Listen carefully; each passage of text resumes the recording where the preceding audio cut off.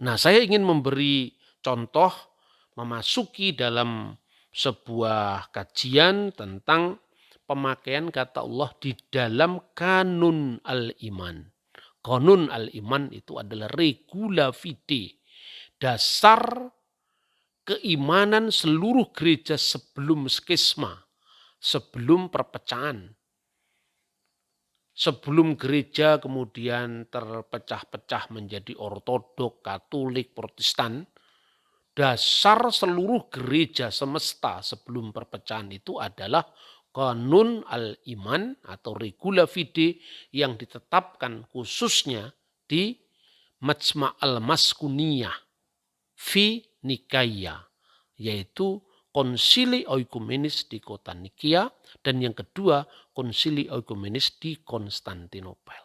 Nah, ini setiap kali kita ibadah, baik itu ibadah liturgi suci, kudas al-ilahi, maupun itu adalah ibadah-ibadah harian yang tadi disebut dengan sholat tadi, sholat 7 waktu, selalu dibaca itu. Nah, bagian yang pertama itu begini, kalau di dalam terjemahan Koptik ya diawali dengan bil haqiqati nu'min. Dengan sesungguhnya kami beriman, kami percaya bi ilahin wahid, kepada satu sembahan, kepada satu ilah. Allah, yaitu Allah. Al-Abu, sang Bapa, Tobit al-Kul, yang menguasai, yang mengendalikan, yang mengontrol segala sesuatu. Khaliqus sama'i wal ard, pencipta langit dan bumi. Kullu mayura wa ma layura, baik yang kelihatan maupun yang tidak kelihatan. Kalau kita perhatikan kanun al-iman ini semuanya bisa ditemukan rujukannya pada kitab suci, bukan hanya Injil tapi juga dalam Taurat, di dalam kitab Mazmur yang di kalangan orang Arab tertentu disebut Jabur, itu semuanya ada. Misalnya aku beriman kepada satu-satunya sembahan, satu-satunya ilah. Bukankah itu adalah Sema Yisrael Adonai Elohenu Adonai Echad. Dengarkanlah wahai orang Israel, Tuhan Allah yang kita sembah. Tuhan itu Echad, Tuhan itu Esa. Dan Yesus menyebutnya itu sebagai hukum yang paling utama. Nah, percaya kepada satu Allah, kepada satu-satunya sembahan, ilahin wahid bi ilahin wahid. Allah, yaitu Allah. Bahwa Allah itu adalah satu-satunya ilah. Ini vocabulary Kristen. Sama sekali bukan merujuk kepada ajaran Islam, ini vocabulary Kristen. Dan ungkapan itu berarti merujuk kepada Allah al-ilah. Satu-satunya sembahan itu identik dengan bi ilahin wahid, yaitu percaya kepada ilah atau sembahan yang satu-satunya. Nah, sembahan yang satu-satunya itu ya al-ilah yang kemudian disingkat menjadi Allah, seperti al-unas menjadi an-nas. Maka di dalam Alkitab terjemahan bahasa Arab Good News Arabic Bible yang diterbitkan di Beirut, 1 Korintus pasal 8 ayat 4 itu dalam terjemahan bahasa Arab adalah wa alla ilaha illallahul ahad, dan tidak ada ilah yang lain kecuali Allah yang Maha Esa. Kenapa la ilaha illallah?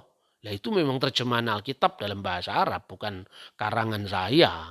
Kalau Anda tidak percaya langsung saja itu Anda hunting atau Anda cari itu, tulis saja Alkitabul Muqaddas terbitan dari Darul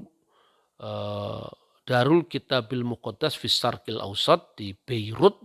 Tulis saja di situ, akan ketemu langsung bahwa la ilaha illallah itu dijumpai dalam Alkitab terjemahan bahasa Arab sebagai terjemahan dari bahasa Yunani aslinya. Eudeis Theos Eimiheis. Ya, Eudeis Theos Eimiheis, atau menurut Textus Receptus Audeis theos uteros eimiheis diterjemahkan dengan la ilaha illallah al-ahad. Ini semua dari Alkitab. Makanya dikatakan aku percaya, sesungguhnya aku percaya kepada satu ilah yaitu Allah Bapa. Nah, orang biasanya salah paham. Kenapa harus Bapa?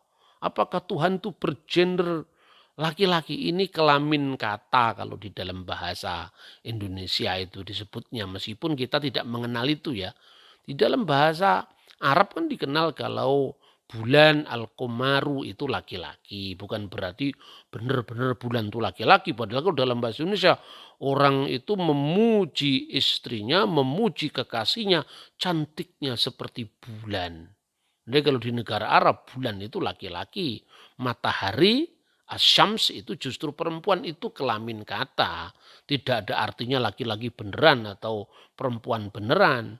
Nah, sekalipun mungkin bagi perasaan teologis orang muslim, kata Bapa untuk Allah itu dianggap tidak sesuai dengan akidah Islam, ya tentu dalam konteks dialog, sekalipun kita tidak dalam posisi meyakini, tetapi dialog yang sejati kita bisa memahami.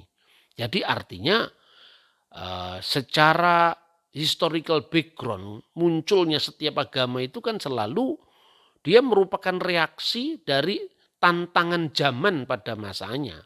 Kenapa Islam sangat sensitif misalnya dengan kata anak bapa dalam kaitannya dengan Tuhan, karena penyembahan berhala pada masa sebelum Islam di mana Allata, Usa dan Manat sebagai putri-putri dari Allah. Tetapi konteks seperti ini tidak dijumpai di dalam monoteisme Yahudi. Jadi ungkapan Tuhan sebagai Bapa itu tidak hanya ada di lingkungan Kristen. Orang Yahudi pun mengenal doa Avinu Seba Simayim, Bapa kami yang ada di surga. Nah, baru-baru ini ada temuan Laut Mati, The Dead Sea Scroll, itu salah satu naskahnya juga mengenal doa yang diawali dari Avinu Wimalkinu, Bapa kami dan Raja kami. Tentu Bapa di sini bukan kelaminnya laki-laki lalu punya istri supaya dia punya anak, bukan seperti itu. Itu pandangan yang sangat primitif saya kira. Maka disebut Allah yaitu Bapa. Dan ini dari kitab Perjanjian Baru. Misalnya falana ilahun wahidun. Maka bagi kita hanya ada satu Allah. Satu ilah, satu sembahan. Huwallah yaitu Allah al-ab Bapa. Minhu kulusain alladzi minhu kulusain wa ilaihi narji'u. Yang daripadanya berasal segala sesuatu dan kepada dia semua ciptaan itu akan kembali. Mirip dengan ungkapan inna lillahi wa inna ilaihi raji'un dalam Islam. Ini namanya memang serumpun bahasanya. Allah Sang Bapa yang Maha Kuasa, terjemahan dalam bahasa Arab yang lazim baik itu dalam kanun al-iman Koptik, Siriak, Yunani, tidak hanya gereja Ortodok tapi juga gereja Katolik, Maronit, semuanya menerjemahkan Dobit al-Kul, yang mengendalikan, yang mengontrol, yang menguasai segala sesuatu. Itu terjemahan dari bahasa Yunani Pantokrator. Pantokrator itu yang mengendalikan, yang menguasai segala sesuatu, yang maha kuasa. Khaliqus sama'i wal ard, Khalik langit dan bumi. Dan itu jelas kitab Taurat diawali dari kata tadi yang saya baca. Fil badi'i khalaqallahu samawati wal ard. Pada mulanya Allah menciptakan langit dan bumi. Bahasa aslinya Beresit bara Elohim et samayim ve etza aretz. Kemudian Khalik langit dan bumi. Kulu mayuro wa ma la yuro. Yang kelihatan maupun yang tidak kelihatan. Itu sejajar dengan Kolose pasal 1 ayat 16. Jadi Tuhan itu tidak hanya pencipta kita yang seperti yang kelihatan, tapi juga sesuatu yang imaterial yang tidak kelihatan. Itu penegasan yang pertama dalam kanun al-iman. terjemahan bahasa Arab. Nah, melalui tayangan ini saya ingin memberikan contoh sebetulnya bahwa sekalipun Islam dan Kristen menggunakan banyak ungkapan yang sama, tapi tentu pemaknaannya berbeda. Tidak berarti kalau orang Kristen menggunakan kata Allah berarti konsepnya sama dengan Islam. Ya sama kalau kita di Indonesia mengenal Tuhan. Apa Tuhan dalam konsep Islam sama dengan Tuhan dalam konsep Hindu? Kan tidak. Tetapi sebetulnya Tuhan yang menciptakan alam semesta, langit, bumi, laut, dan seisinya, itu adalah Tuhan yang satu saja.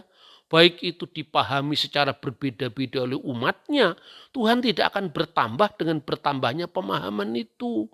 Makanya kadang-kadang orang belajar agama itu yang lengkap lah Mas.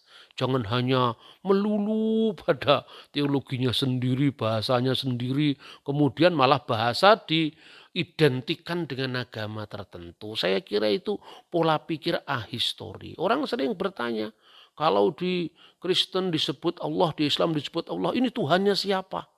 Sejak kapan kata Allah dikaitkan dengan Tuhannya agama tertentu? Cobalah baca sejarah Arab sebelum zaman Islam. Cobalah pakai sumber-sumber Islam sendiri. Misalnya nggak usahlah pakai sumber-sumber Kristen ya atau sumber-sumber non-Islam. Pakai sumber Islam sendiri. Bahwa nama Allah itu muncul tidak hanya di masjid tapi juga di sinagog-sinagog, di gereja-gereja itu tercatat dalam Al-Quran. Artinya apa? Al-Quran sendiri menyaksikan bahwa istilah Allah itu sudah dipakai di lingkungan Yahudi, di lingkungan Kristen, dan kemudian diteruskan, dilanjutkan oleh Islam. Betapapun ada perbedaan dalam pemahaman. Kalau ada 3 pemahaman tentang Diponegoro, bukan harus mencari Diponegoro yang lain. Lain secara konseptual iya. Diponegoro itu di mata pemerintah Belanda pengkhianat. Diponegoro di mata kita itu adalah pahlawan. Diponegoro di kalangan aristokrasi atau para aristokrat Keraton Yogyakarta, orang yang baik yang berjuang tidak pada saat yang tepat. Nah, mana Diponegoro yang Anda pilih? Saya memilih Diponegoro seorang pahlawan. Tetapi bukan berarti ada orang lain yang juga namanya Diponegoro dan pengkhianat, tetapi itu bukan Diponegoro yang pahlawan itu. Perbedaan konsep itu tidak harus kemudian mematahkan ketajaman kita terhadap fakta sejarah. Kiranya tayangan ini memberkati semua pihak yang ingin mencari kebenaran dengan tulus hati.